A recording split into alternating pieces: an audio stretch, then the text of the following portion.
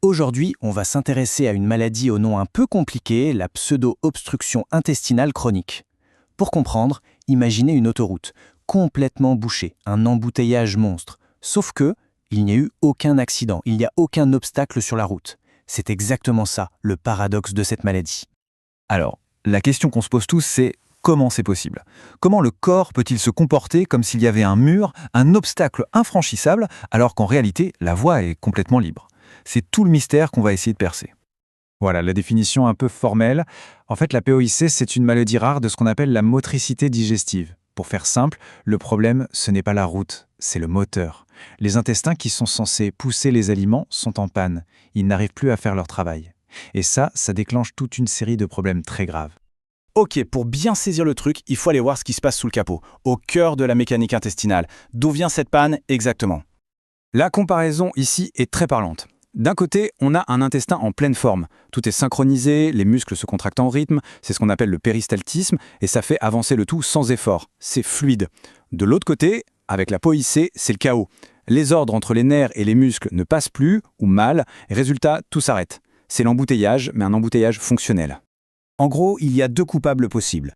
Soit le problème vient du système de commande, c'est-à-dire les nerfs. Ils sont abîmés, ils n'envoient plus les bons signaux. Ça, c'est la neuropathie. Soit le problème vient directement du moteur, les muscles eux-mêmes. Ils sont trop faibles pour se contracter. C'est la myopathie. Mais dans les deux cas, le résultat est le même. Le système de propulsion est cassé. Bon, maintenant qu'on a vu la mécanique, parlons de l'humain. Concrètement, ça veut dire quoi de vivre avec cette maladie au quotidien? Les symptômes sont lourds et surtout ils sont chroniques. On ne parle pas d'un petit mal de ventre passager. On parle de douleurs constantes, d'un ventre toujours gonflé, de nausées, de vomissements qui empêchent de se nourrir correctement. Et ça mène forcément à la malnutrition et à une perte de poids parfois très importante. C'est une bataille de tous les instants. Ça veut dire que ça touche aussi les enfants. C'est une maladie qui vole l'enfance.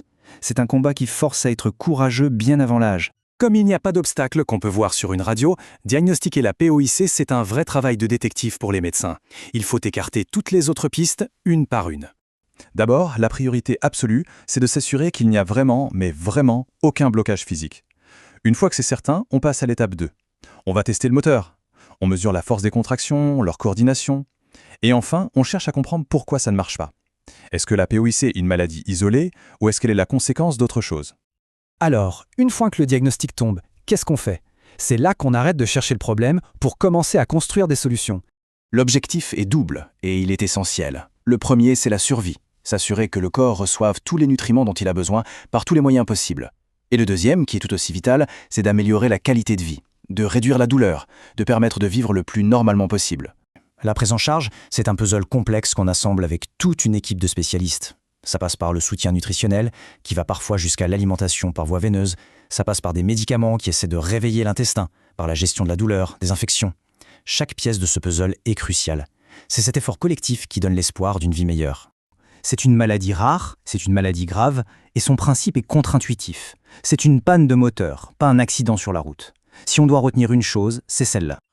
Pour tous les patients, et surtout pour les enfants qui grandissent avec cette maladie, l'avenir, c'est la recherche. Alors comment on fait pour que cette maladie soit mieux connue, pour attirer plus de chercheurs, plus de moyens, et pour transformer l'espoir d'aujourd'hui en de vrais traitements demain? C'est le grand défi qui nous attend.